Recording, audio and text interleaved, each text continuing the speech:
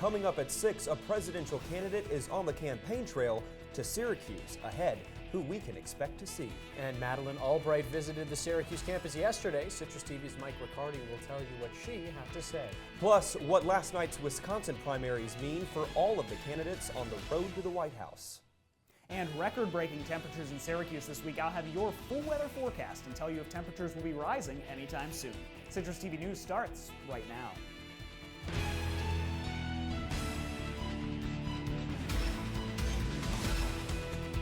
From the Citrus TV studios, this is Citrus TV News live at 6, your campus news leader.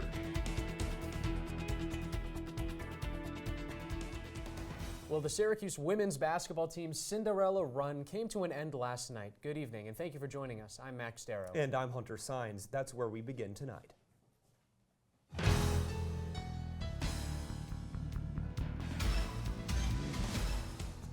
Well, so close, yet so far. The Cuse women's basketball team lost in the NCAA championship last night at the hands of Syracuse native Brianna Stewart and the dominant UConn Huskies. The Orange lost handily to Connecticut, 82-51, but junior Brittany Sykes says it marks the beginning of what looks like a bright future for the team. Carly Nevis will break down the Orange's loss later in the show. And It's On Us Week continues tonight with a speaker in Maxwell Auditorium. Teek and Kim Milan are the annual Transgender Day of Liberation celebration speakers. The speakers hope to give voice to the lives, identities, and experiences of trans communities. The event starts at 7 p.m. Former UN Ambassador and Secretary of State Madeleine Albright was at Hendricks Chapel yesterday for the Tanner Lecture Series. Albright spoke about her long career in foreign diplomacy and her views on the current state of affairs. She was the first woman to ever hold the position of Secretary of State, and our own Mike Riccardi was there. Hundreds of people packed Hendricks Chapel yesterday afternoon to hear former United States Secretary of State Madeleine Albright. Albright was part of the Tanner Lecture Series on ethics, citizenship, and public responsibility. Topics up for discussion included her relationship with then-President Clinton and her dealings with the Department of Defense. There clearly are times where the Secretary of State can make statements about using force but has no airplane, so it has to persuade the Defense Department.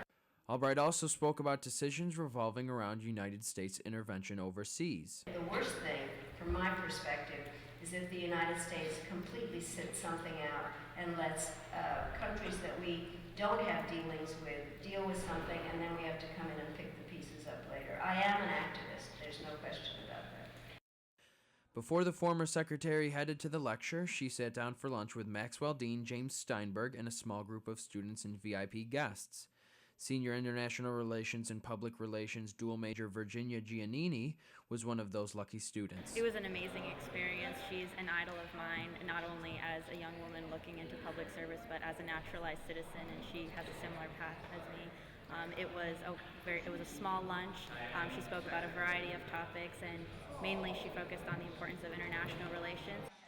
Whether it was a story about Colin Powell or her run-in with the show Madam Secretary, Albright certainly made the crowd laugh. Graduate Public Administration student Charlene Cordero-Matos took notice. She has a great sense of humor, and it's something that she said that she has kept throughout her career and has helped her in various different situations. Mike Riccardi, Citrus TV News.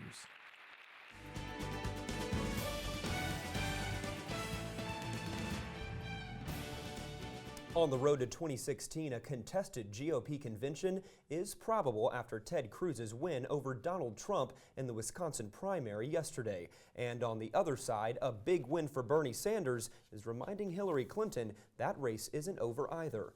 Cruz beat Trump by 15 points as Sanders moved ahead of Clinton by 13 points.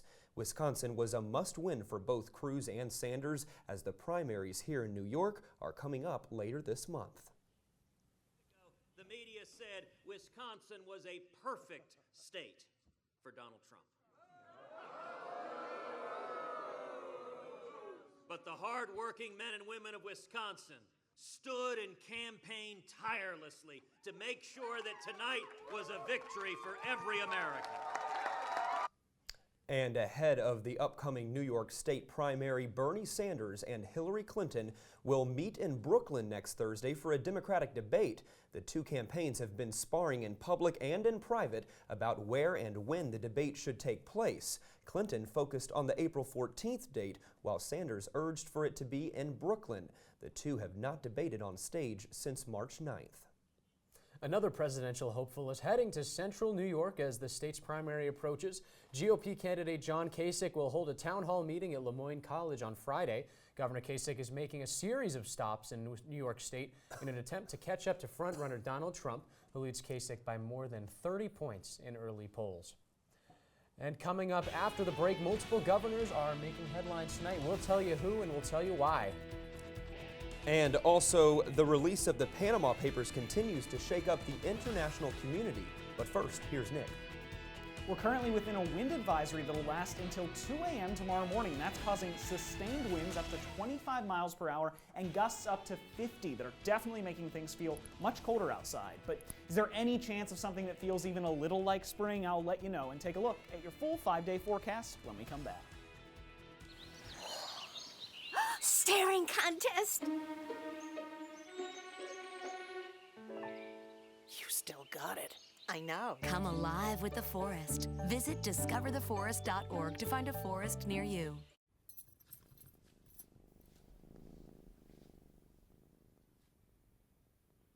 There's a shelter pet who wants to meet you. Meet one today. Visit theshelterpetproject.org. Adopt. Wow, these are really good. You act surprised.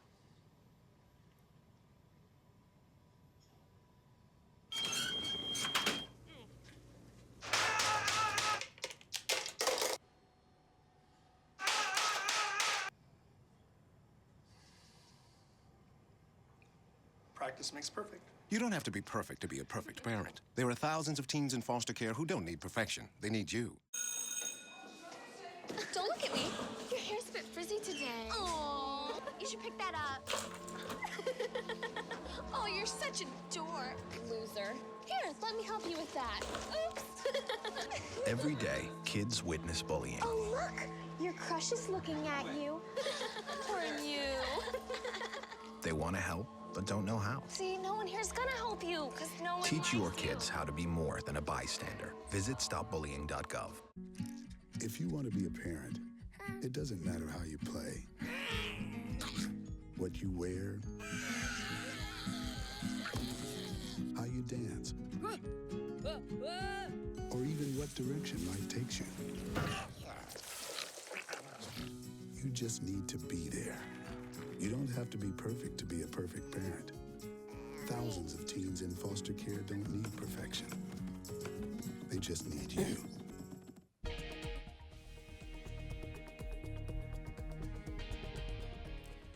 Mississippi gay rights groups and state businesses are calling a recently signed religious freedom bill discriminatory. Yeah, Governor Phil Bryant signed the bill yesterday despite protesters urging him not to. The law allows religious organizations to deny members of the LGBT community marriage, adoption, and foster care services. It also gives employers the ability to fire them or deny them employment. Bryant says the legislation is designed to prevent federal government interference in the state. And on the heels of that legislation being passed, New York Governor Andrew Cuomo is banning all non-essential state travel to Mississippi. Cuomo described Mississippi's laws as sad and hurtful. He signed a similar executive order last week in response to a North Carolina law that regulates which bathrooms transgender people can use. Cuomo says he will not lift the essential travel ban until Mississippi's law is repealed. A group of Alabama lawmakers plans to introduce articles of impeachment against their governor, Robert Bentley. This comes after audio recordings surfaced last month of a sexual conversation reportedly between Bentley and one of his former aides. One state representative says Bentley has betrayed the trust of the people of Alabama that have caused doubt about his leadership. Bentley has apologized but is still vowing to fight the impeachment. And a sex sting in Florida led to the arrest of 18 child predators. The sting, known as Operation April Fools, had undercover detectives posing as children. A Walt Disney World security guard was among those who responded in a predatory way. Since 2006, 35 Disney employees have been arrested for child sex crimes. The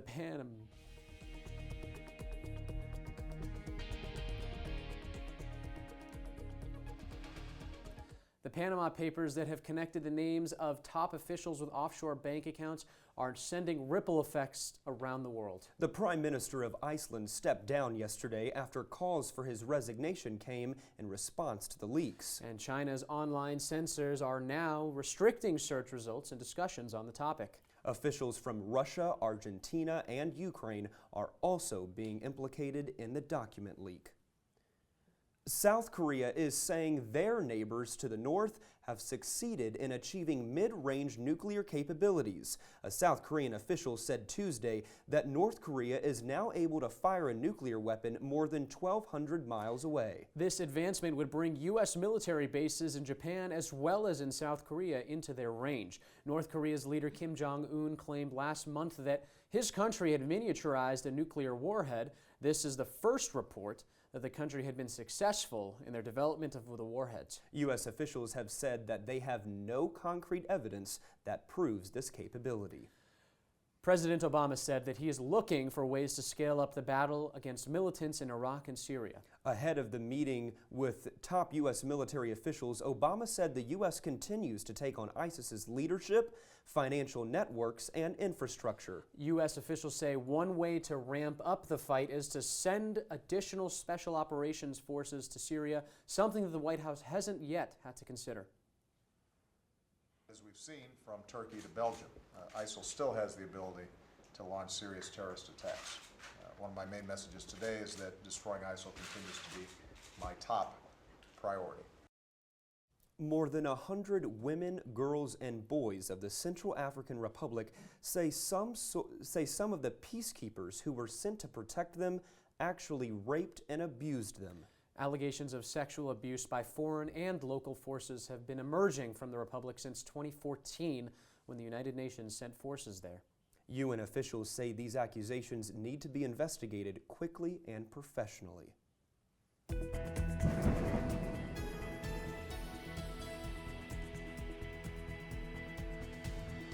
Well, Max, it looks like we were ready for, spring with all these colors that we're wearing, but Mother Nature, she's not quite ready for it. Well, it's Syracuse in April, but Nick Ross will tell you what you can expect coming up later this week. Nick? Thanks, guys. As we take a look outside at the future tracker on the Intellicast radar, you'll see over the next 24 hours is what we're looking at right here, and you'll see some precipitation starts to move in later in the day tomorrow. We're looking about midday for that precipitation to move in. And as we actually take a wider look at what things are looking like, keep in mind this is only rain, not any temperatures or wind yet. You can see this system that's kind of moving up north of us. The pink and the purple that you see is that snow and that rain mixed. You see we're going to be mostly in the rain. Our temperatures will stay above freezing, so no snow to worry about within the next 24 hours. As we take a look actually at the wind speeds, as I mentioned before our break, we're actually under a wind advisory right now. You can see this again goes out for the next 24 hours. These green clusters on the radar here that you see are going to move in. That wind advisory expires at about 2 a.m. Those wind speeds in the green are in excess of 30 miles an hour, so definitely bundle up if you're going outside. That's going to make things feel at least 10 to 15 degrees cooler than the outside air temperature. As we take a look at the current conditions outside right now, 41 degrees and cloudy. Those winds still staying relatively strong, constant at 17 miles an hour. As I mentioned before, you can have some gusts that can actually get up into quite high wind speeds. Overnight tonight, 39 degrees, some showers and continuing wind late. That rain won't move in until much later. As you can see, those wind speeds still stay relatively constant. As we take a look at the full 5-day forecast with your weekend always in view, 50% chance of rain tomorrow, 40% chance of rain on Friday. You see those temperatures get pretty close to freezing there. And then take a look at that for the rest of the weekend. 30 and 33 degrees on your high. On Saturday and Sunday. Things warm up a little bit on Monday. 48 degrees is your high, an 80% chance of rain. That'll move back in on Monday. So, Nick, it is April in Syracuse, which means unpredictable weather, but Sure. do you think it's going to hit 70 again this month? Possibly later in the month. Nothing in the immediate future. As I mentioned, after Friday night, temperatures are going to drop down quite a bit, actually even Thursday into Friday, and we're going to be looking at snow again, unfortunately. All right. Well, how late will the snow hit us into April? Will it be here for graduation, or you think it's out of the way? You can never say. Last year when we looked at this time, it snowed on April 24th. Just a downpour of snow out of the blue. So you can never really be sure in Syracuse, but hopefully things will warm up before graduation. All right, well, we'll pray about it. Nick Ross, thanks as always. After the break, Starbucks is opening its largest location ever, but where will it be? And actress Amy Schumer lashes out against Glamour magazine. Find out why when we come back. This new mom is struggling to get the skates just right. Now she's holding on for dear life. You don't have to be perfect to be a perfect parent. Thousands of siblings in foster care will take you just as you are. Connor is struggling in school. Finding lowest airfare to Istanbul. Why don't you understand me? I do. This is what it feels like for kids with learning and attention issues. Redirecting to understood.org.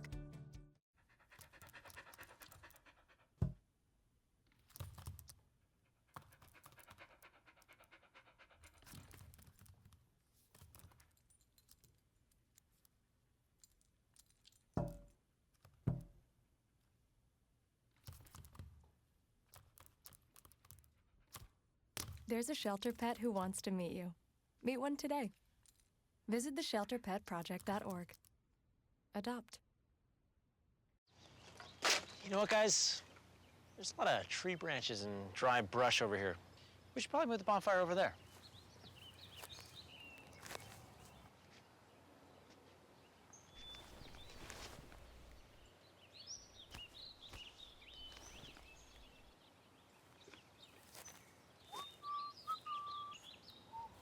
I'm guessing Smokey liked that idea.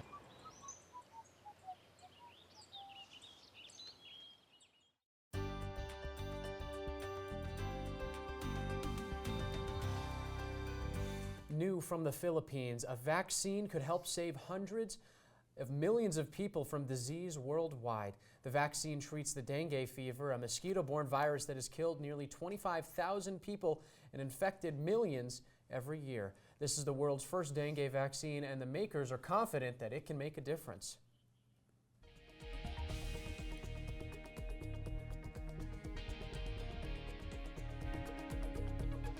Well, the world's largest Starbucks is set to open in New York City. The company announced plans to build a 20,000 square foot roastery in Manhattan. This shop will serve as both a coffee and showcase for roasting coffee beans. Starbucks President Howard Schultz says he hopes to create, quote, the Willy Wonka of coffee.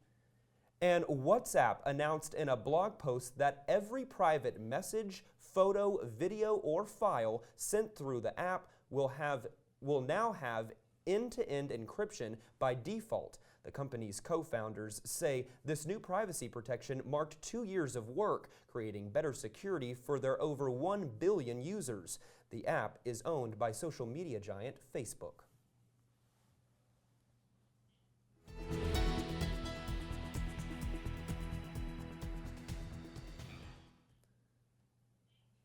Comedian and actress Amy Schumer posted a picture to Instagram yesterday calling out Glamour magazine for labeling her as plus-sized. Schumer claims the magazine never asked for her permission to be included in the plus-size issue. She also denies being plus-size and commented that including her was, quote, not glamorous. And Janet Jackson is putting off her tour. In her announcement video, Jackson said she had to cancel the tour because her and her husband are, quote, planning their family. Jackson did not comment on if she was pregnant or not with her first child.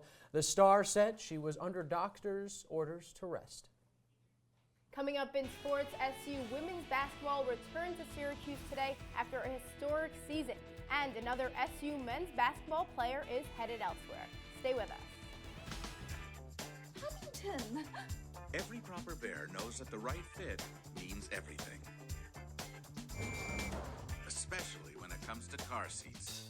Oh, really? I just did what any bear would do. So know for sure that your child is in the right car seat for their age and size. I like it. To learn more, visit safercar.gov/the-right-seat. Oh, hello there. Oh, where's that bear? I grew up in the housing projects of Cleveland. I didn't even know that life could be any better than it was. Education for me has been a way to get away from the agony of what was normal life.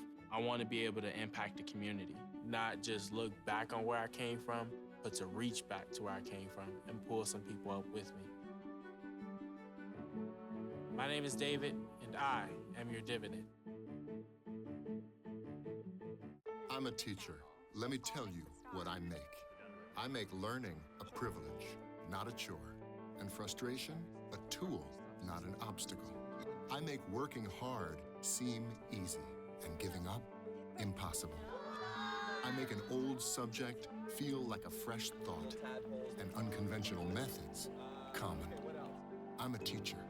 I make more.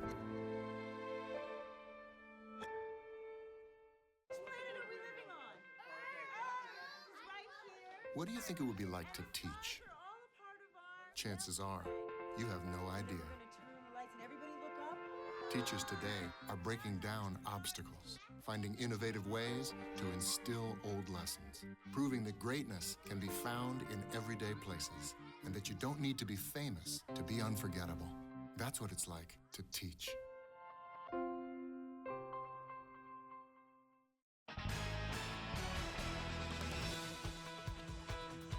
A historic season it was for SU women's basketball. Time for sports, I'm Carly Nevis. The Orange took their first trip to the Sweet 16, Elite 8, Final Four, and National Championship. They also had the most wins in program history with 30, and the senior class became the winningest for SU with 99 total wins. Last night, SU faced a program that has also been making history, but for a while now. While it was SU's first trip to the final, UConn had definitely been there before. The Huskies were looking for their fourth straight national championship. And if Syracuse wanted to pull off the upset, they'd have to get through Syracuse native Brianna Stewart. She was cooking in the first quarter, and UConn went up 18-6. Then at the end of the first quarter, at the buzzer, Mariah Jefferson, ice in her veins, UConn was rolling by 15.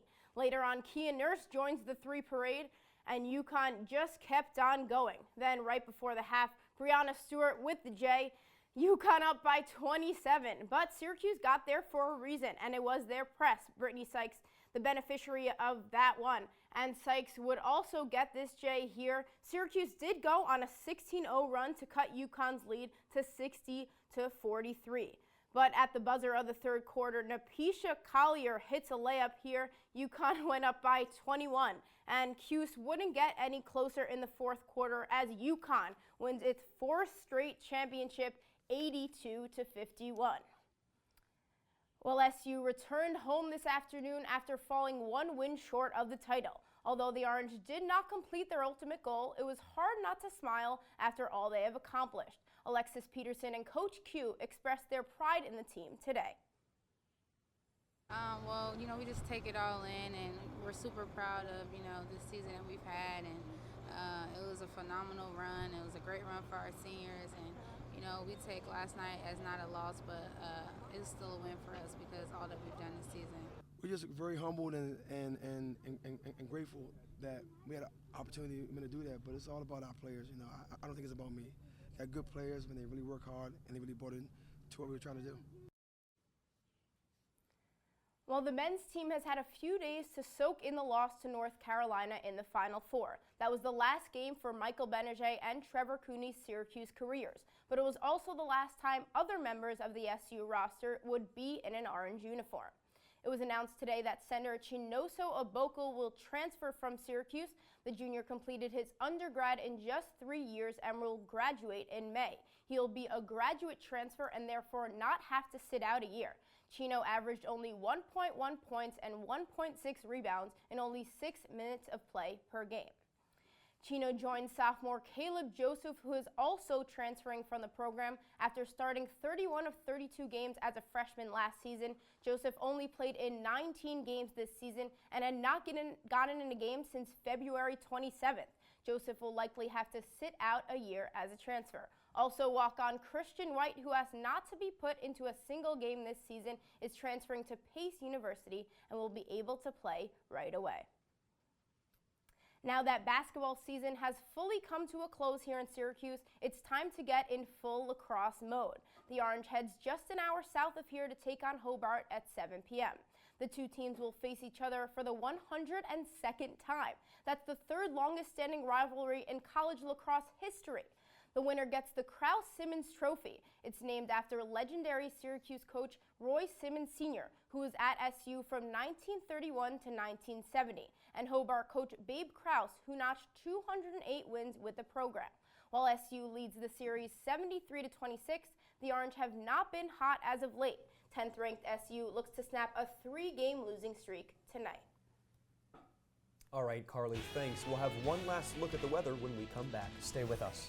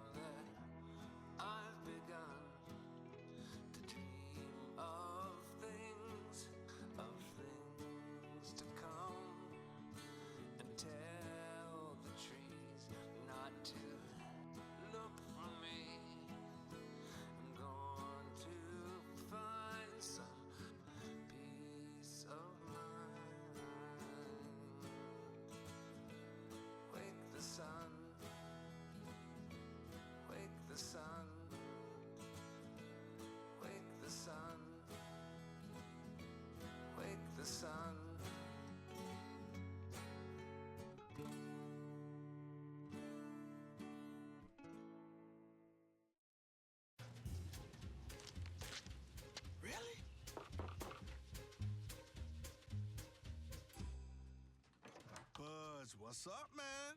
You left some leaves burning out here. Yeah, I just came in just for a second. Come on, man. If it's too hot to touch, it's too hot to leave. You could torch the whole neighborhood. It's a good point there, Smokey. 9 out of 10 wildfires are caused by humans. Only you can prevent wildfires. Coming up next on the Orange Television Network, Sports Show On the Bench is up next, followed by Unpeeled at 7 y Noticias at 7:30. And joining us at the desk again is Nick Ross. Nick, what can students wake up to tomorrow morning? Well, things will actually be a little warm tomorrow morning, about 47 degrees, right up towards 50 degrees actually when we wake up. But the bad news is rain. About a 40% chance of rain moves in right around 8 a.m. That continues for the better part of the morning. Things should dry out by the evening because temperatures are actually going to dip back down overnight, and that's when we'll see that snow roll in. But what about the weekend? Weekend also looks cold, unfortunately. No precipitation to worry about, but 30 and 33 degrees as your highs on Saturday and Sunday. People going to the concert in the Carrier Dome, Luke Bryan will be playing. What can they expect on Saturday night? Those colder temperatures, absolutely. Things are going to stay cold overnight as well. Definitely want to bring a jacket, bundle up when you go to that concert. All right, Nick, thank you so much. And, well, it's a story that's been trending all day on Twitter. It's George Mason University. They wanted to name their law school after the late Justice Antonin Scalia. They named it the Antonin Scalia School of Law with an unfortunate acronym, ASSOL. Yeah, and when you pronounce that, it sounds there's a little vulgarity. We're not going to say it on air, but let's just say the school was renamed quick to the Antonin Scalia School of Law. Antonin Scalia School of Law. Well, that's a nice way to pay a tribute to a Supreme Court justice right there. That's right. Well, that's all the time we have for Citrus TV News Live at 6. Make sure to follow Citrus TV News on Twitter and stay updated with what's happening on campus. I'm Max Darrow. And I'm Hunter Saenz. Thanks for your company. Good night.